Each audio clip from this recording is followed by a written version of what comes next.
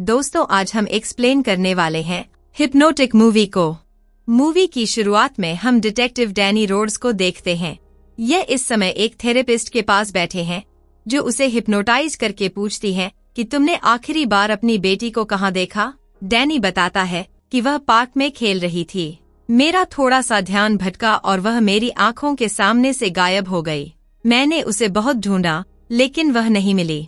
कोई उसे मेरी आंखों के सामने से ही अगवा करके ले गया। तभी डैनी के पास उसके साथी निक्स का मैसेज आता है और वह उसे अपनी ड्यूटी के लिए बुलाता है। फिर जब डैनी लिफ्ट में जाता है तो वह अपनी वाइफ और बेटी की पिक्स देखता है। दरअसल उसकी बेटी को 18 साल के लड़के ने अगवा कर लिया था और जब उसे पकड़ा गया तो उसे किडनैपिंग के बारे में कुछ भी याद नहीं था। सबूत के अभाव में उस लड़के को छोड़ दिया गया। बस यही बात सोच कर डैनी का दिमाग अक्सर खराब रहता था। फिर वह बिल्डिंग के बाहर आता है जहां उसका साथी निक उसे लेने आया था। वह बताता है कि हमें एक अनजान कॉल आई थी। उसने हमें बताया कि द बैंक ऑफ ऑस्टिन में आज रोबरी होने वाली है और चोरों का लक्ष्य है नंबर 23। वे कोई पैसा नहीं चुराते, सिर्फ और सिर्फ लॉकर नंबर 23 ही चुराते हैं। डैनी का भी लॉकर इस बैंक में था। अब वे दोनों अपनी पूरी टीम के साथ बैंक के बाहर घात लगाकर बैठ जाते हैं ताकि चोरों को पकड़ सकें। तभी वहां पर एक आदमी आकर बेंच पर बैठ जाता है। फिर एक लेडी फोन पर बात करती हुई वहां बैठ जाती है। डेल नाम का यह आदमी उसे हिप्नोटाइज कर लेता है और कहता है कि आज जानलेवा गर्मी है। फिर वह बाहर खड़े गार्ड्स को भी कुछ कहता है और वहां से चला जाता है। डैनी बिना समय गवाए बाहर आ जाता है और भागकर बैंक में चला जाता है। निक उसे रोकता है और कहता है कि ऐसा मत करो। डैनी बैंक मैनेजर से कहता है कि मुझे मेरा लॉकर खोलना है। वह लेडी जिसे डेल ने हिप्नोटाइज किया था उसे ऐसा महसूस हो रहा था जैसे आज सच में बहुत गर्मी है और वह अपने पूरे कपड़े उतारने लगती है। उसके चक्कर में एक्सीडेंट भी हो जाता है।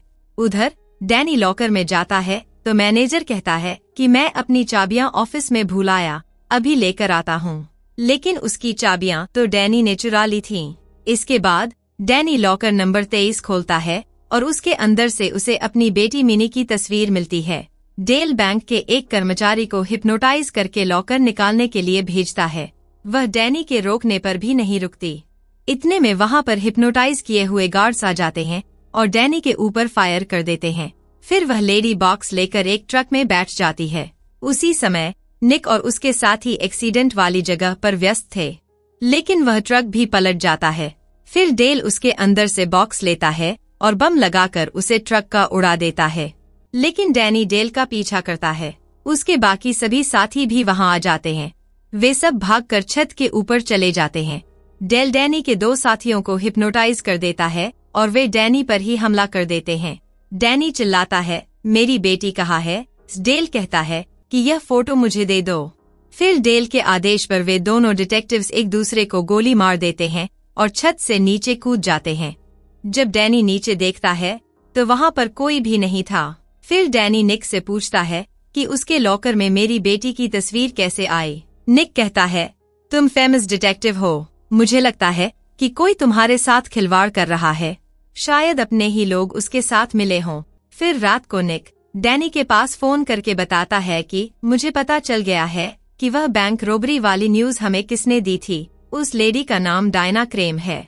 फिर डैनी उसकी शॉप पर जाता है। उस समय वह किसी पहलवान का ट्रीटमेंट कर रही थी। डैनी कहता है कि मुझे तुमसे कुछ बात करनी है। डायना उस बॉडी बिल्डर को हिप्नोटाइज कर देती है और डैनी को बताती है कि तुम्हारे जाने तक वह बाहर ही रुकेगा। डैनी पूछता है, तुम्हें उस रोबरी के बारे में कैसे पता चला? डायना पूछती है, क्या तुमने उस रोबरी में किसी को गिरफ्तार किया है? डैनी मना कर देता है। फिर डायना कहती है कि तुम्हें यहाँ से जाना ही होगा, अभी के अभी यहाँ से निकलो। बाहर डेल आता है और बॉडी बिल्डर को हिप्नोटाइज कर लेता है। फिर वह अपनी बाइक लेकर उसे दुकान के अंदर घुसा देता है और खुद की जान ले लेता है। फिर डैनी डायना को एक बंद पड़े पुलिस स्टेशन में लेकर जाता है। यहाँ चल क्या रहा है, समझाओगी? डायना कहती है कि वो आदमी हिप्नोटाइज कर देता है। वह बैंक में जो कुछ भी हुआ वे उसके साथ ही नहीं थे बल्कि उन सबको हिप्नोटाइज किया गया था। हिप्नोटाइज में हमारी खुद की सोच खत्म हो जाती है और हम हिप्नोटाइज करने वाले का ही कहना मानने लगते हैं। उस समय हमें चीजें सामान्य नहीं दिखती। मैं भी हिप्नोटाइज कर सकती हूँ। निक कहता है कि मुझे करके दिखाओ। फिर वह निक को बैठने के लिए कहती है और निक उसका कहना मान लेता है। वह कहती है कि तुम एक कैदी हो।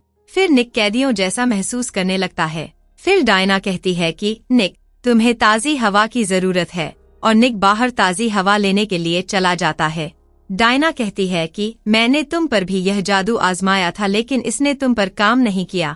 उसी समय डेल निक को हिप्नोटाइज कर लेता है। डायना बताती है कि कुछ साल पहले एक डिवीजन बना था जिसे अमेरिकी सरकार द्वारा चलाया जाता था। इसमें हम जैसे हिप्नोटाइज करने वाले लोग शामिल थे। आमतौर पर सरकार इसका इस्तेमाल खुद के फायदे के लिए करती थी। डैनी कहता है कि मुझे डेल के बारे में बताओ। डायना कहती है कि वह हिप्नोटाइजिंग में एक लीजेंड है। उससे शक्तिशाली कोई नहीं है। हम उसके मुकाबले में कुछ भी नहीं हैं। डेल को अपनी शक्तियों का एहसास हो गया था और उसने डिवीजन पर कब्जा करने की कोशिश की।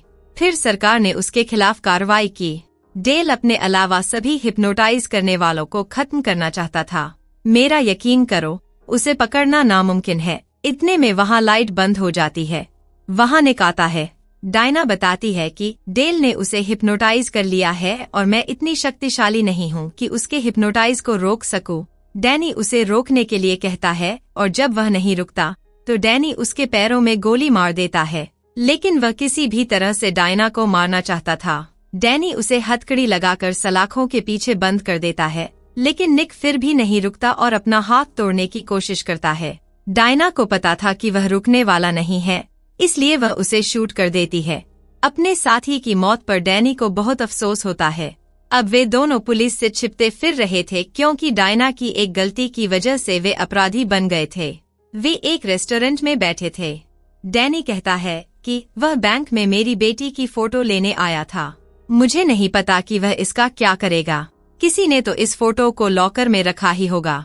मुझे कुछ समझ में नहीं आ रहा। लेकिन तभी वहाँ पर एक पुलिस वाला आता है। वह दोनों को देखकर अपनी गन निकालने की कोशिश करता है, लेकिन डायना उसे हिप्नोटाइज कर देती है। फिर वह अपने साथियों को फोन करके बताता है कि मैंने उन दोनों को दक्षिण की तरफ जाते देखा है। जब डैनी और डायना वहाँ से जाने लगते हैं, डेल की आवाज आती है।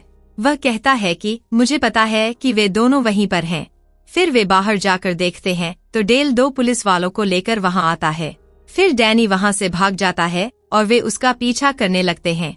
डैनी रेलवे ट्रैक पर चला जाता है और गाड़ियों के बीच छिपने की कोशिश करता है, लेकिन डेल उसकी हर जगह पर छिपने की कोशिश को असफल कर देता है। तभी डैनी को महसूस होता है कि डेल ने शायद उसके ऊपर हिप्नोटाइज करने की कोशिश की है, क्योंकि उसे सब कुछ अजीब दिखने लगा था। इतने में वहाँ पर डेल और दो पुलिस वाले आ जाते हैं। वे उसे पकड़ने ही वाले थे कि वहाँ डायना आ जाती है। इतने में डेल गायब हो जाता है। डायना डैनी को अपने ट्रक में बैठाकर वहाँ से ले जाती है। जब कोई तुम्हें हिप्नोटाइज करता है तो तुम्हारा दिमाग खुद ही वह काम करने के लिए तैयार हो जाता है जो हिप्नोटाइज करने वाला कहता है। लेकिन तुम्हारी बात अलग है। तुम्हारे पास एक मानसिक ब्लॉक है। यह एक ऐसी तिजोरी है जिसके ऊपर ताला लगा है और कोई भी इससे तुम्हारे दिमाग पर नियंत्रण नहीं कर सकता। यह ब्लॉक किसी चोट से भी आ सकता है, फिर चाहे वह तुम्हारे दिमाग पर लगी हो या तुम्हारे दिल पर। शायद तुम्हारी बेटी ही तुम्हारा सबसे कमजोर भावनात्मक स्थान है। मैं तो तुम्हें हिप्नोटाइज नहीं कर सकती, लेकिन डेल जरूर कर सकता है। फिर वे जेरेमी नाम के एक आदमी के पास जाते हैं। उसने डायना को हिप्नोटाइज करना सिखाया था। फिर वे उसके पास जाते हैं और उससे कुछ जानकारी लेने की कोशिश करते हैं। डैनी उससे अपनी बेटी के बारे में पूछता है और कहता है कि हमें अब तक इसका जवाब नहीं मिला कि मेरी बेटी की फोटो लॉकर में क्या कर रही थी। फिर डेल कहता है कि मुझे दिखाओ कौन है तुम्हारी बेटी, लेकिन डायना उसे फोटो देने से इनकार कर देती है क्योंकि उसे शक हो गया था कि यह जेरेमी नहीं बल्कि डेल है। फिर वह उन दोनों को पकड़ने की कोशिश करता है, लेकिन वे भाग जाते हैं। अब की बार डेल ने पूरे शहर पर ही हिप्नोटाइज कर दिया था। अब हर कोई उन्हें पकड़ना चाहता था। फिर डैनी बाइक लेकर वहाँ से भागने की कोशिश करता है, लेकिन वे अब इस ट्रैक में फंस चुके थे कि उन्हें कहीं भी कोई रास्ता नजर नहीं आ रहा था। चारों तरफ अजीब अजीब चीजें दिख रही थी और लोग अभी भी उनके पीछे लगे थे। अब उनके पास भागने के लिए कोई जगह नहीं थी। तभी पुलिस आकर लोगों को रोकती है और उनके बीच से डेल बाहर आता है। वह डैनी को हिप्नोटाइज करने की कोशिश करता है, लेकिन तभी पुलिस वाले डेल को ही गन पॉइंट पर ले लेते हैं। डायना कहती है कि यह मैंने नहीं किया। पुलिस वाले डेल को अपने साथ ले जाते हैं लेकिन डैनी को समझ में नहीं आ रहा था कि उसने ऐसा कैसे कर दिया जबकि वह ऐसी कोई तकनीक नहीं जानता। फिर डैनी डायना से कहता है कि कोई तो होगा जो इस गुत्थी को सुलझा सके कि आखिर मेरे साथ क्या हो रहा है। फिर डायना उसे एक व्यक्ति के पास लेकर जाती है जो पहले डिवीजन के साथ हिप्नोटाइजिंग सिखाया करता था। फिर वह बिल्लू कालिया नामक व्यक्ति उन दोनों को अपनी बेसमेंट में ले जाता है। यह व्यक्ति हिप्नोटिक के साथ साथ एक हैकर भी था। रिवर के पूछने पर डायना उसे बताती है कि डेल का उसकी बेटी के साथ कोई न कोई संबंध है और अनजाने में डैनी ने डेल के ऊपर ही नियंत्रण कर लिया है। बस हमारी यही परेशानी सुलझाने में हमारी मदद करो। रिवर कहता है तो चलो पता करते हैं।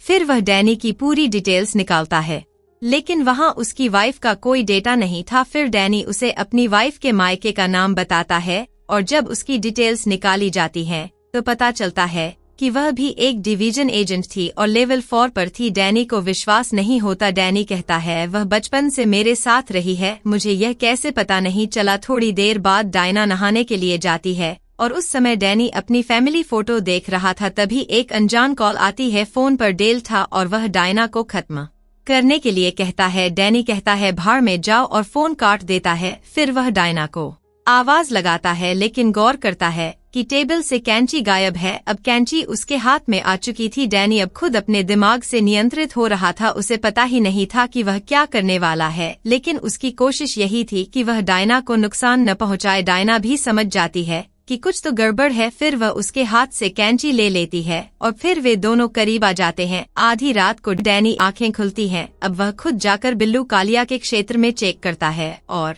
उसे पता चलता है कि उसकी वाइफ का असली नाम डायना क्रेम है और यही वही डायना है जो पिछले 2 दिन से उसके साथ घूम रही है। फिर वह अपने फोन में अपनी वाइफ की फोटो देखता है, उसमें भी डायना क्रेम ही थी। फिर वह कंप्यूटर में अपनी बेटी का नाम डालता है और उसे पता चलता है कि उसकी बेटी के पास एक्सट्रीम हिप्नोटिक एबिलिटी थी। तभी वहाँ डायना आ जाती है। डैनी कहता है मेरी बेटी कहाँ है, तुमने उसे कहाँ छुपाया है। डायना कहती है मैंने नहीं, तुमने उसे छुपाया है। फिर डैनी को याद आता है कि डिवीजन वाले उसकी बेटी को एक्सट्रीम लेवल तक ट्रेन करना चाहते थे और वह नहीं चाहता था क्योंकि वह सिर्फ एक छोटी बच्ची थी, इसलिए उसने ही अपनी बेटी को गायब कर दिया। डैनी समझ जाता है कि अब तक जो भी उसके साथ हो रहा था वह सब एक धोखा था। असलियत में वह डिवीजन के सदस्यों के बीच ही फंसा हुआ था। आज तक उसने जिन लोगों को देखा था वे सभी इसी डिवीजन के सदस्य थे।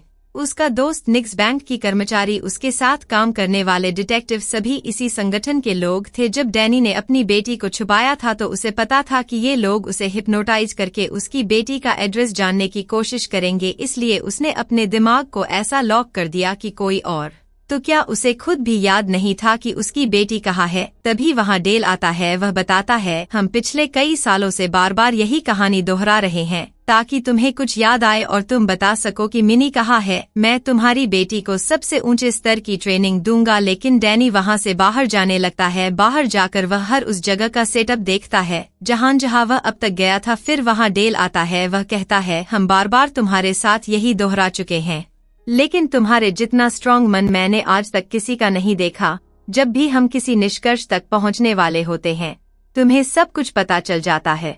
डायना कहती है कि बता दो मेरी बेटी कहाँ है। डैनी कहता है कि बार बार अगर तुम्हें पता नहीं चला मैं तो नहीं बताने वाला। फिर भी उसे बेहोश करके वापस अंदर ले जाते हैं। वहाँ डायना आती है, बातों से उससे उसकी बेटी के बारे में पूछने की कोशिश करती है, लेकिन डैनी कहता है कि भाड़ में जाओ। वे फिर से 13वीं बार ट्राई करते हैं। सब कुछ एकदम पहले जैसा होने लगता है। वही बेटी को अगवा करने वाली बातें उसके दिमाग में डाली जाती हैं। फिर वही सीन आते हैं जो हमें मूवी की शुरुआत में दिखाए गए थे। सब कुछ वैसा ही, लेकिन इस बार डैनी पूरी तरह होश में था। वह सब कुछ वैसा दोहराने का नाटक कर रहा था और जब वह बैंक के बाहर डेल का पीछा कर रहा था तो वह उसका पीछा न करके वहां से भाग जाता है। फिर सब लोग उसका पीछा करने लगते हैं। डेल कुछ आदमियों को लेकर हेलीकॉप्टर में बैठकर उसका पीछा करता है। डैनी जंगल में बने एक घर में जाता है जहां उसके माता पिता रहते थे। उसने अपनी बेटी को वहीं छुपा रखा था। डैनी के माता पिता के बारे में डायना को भी नहीं पता था। जब डैनी घर के अंदर जाता है तो वहां अपनी बेटी मिनी से मिलता है, लेकिन इतने में डेल और उसकी टीम वहां आ जाती है। डैनी के माता पिता उसे कहते हैं कि यह प्राइवेट प्रॉपर्टी है, यहाँ क्यों घुस रहे हो। डायना कहती है कि अब जो भी हो हमारे बीच में मत आइए, लेकिन डेल बात करने के मूड में नहीं था और इशारा करके उन दोनों को मारने का आदेश देता है। उनके मरते ही डैनी बाहर आता है और कहता है कि क्या तुम वही औरत हो जिससे मैंने प्यार किया था? क्या हमारी बेटी को भी यही सीखना चाहती हो? तभी घर के अंदर से मिनी बाहर आती है। डायना उससे मिलकर बहुत खुश होती है। मिनी कहती है कि वापस सुधारने के लिए मुझे आप पर गर्व है। मैं आपको इन सब से आजाद कर रही हूँ। फिर वह इशारा करती है और सभी एक दूसरे को शूट करने लगते हैं। मिनी इन सब से ज्यादा पावरफुल थी। डेल देखता रह जाता है। दरअसल यह मास्टरमाइंड डैनी का ही प्लान था। वह अपने 13वें ट्रायल के दौरान पूरी डिवीजन को यहाँ लाना चाहता था ताकि एक साथ सबको खत्म किया जा सके, और उसका यह प्लान कामयाब हो जाता है। फिर वहाँ डैनी के असली माता पिता आते हैं जो पहले वाले थे। बाकी सब आंखों का धोखा था। मिनी ने डेल को उसी समय उसके ही मन के अंदर फंसा दिया था ताकि वह किसी भी तरह की दखलंदाजी न कर सके। मिनी ने अकेले ही पूरी डिवीजन की सफाई कर दी और ऐसा करने के लिए उसे घर के अंदर डैनी ने कहा था। डेल के मरते ही डायना भी उसके स्ट्रॉन्ग हिप्नोटाइज से बाहर आ चुकी थी। फिर डैनी, डायना, मिनी और अपनी माँ को लेकर हेलीकॉप्टर में बैठता है और वहाँ से चला जाता है। उसके पिता वहीं रुक जाते हैं और बाद में हमें पता चलता है कि जो डैनी का दादा था वह तो पहले ही मर चुका था और जो उसके दादा के भेष में जिंदा था वह डेल था। यहीं पर यह मूवी खत्म होती है।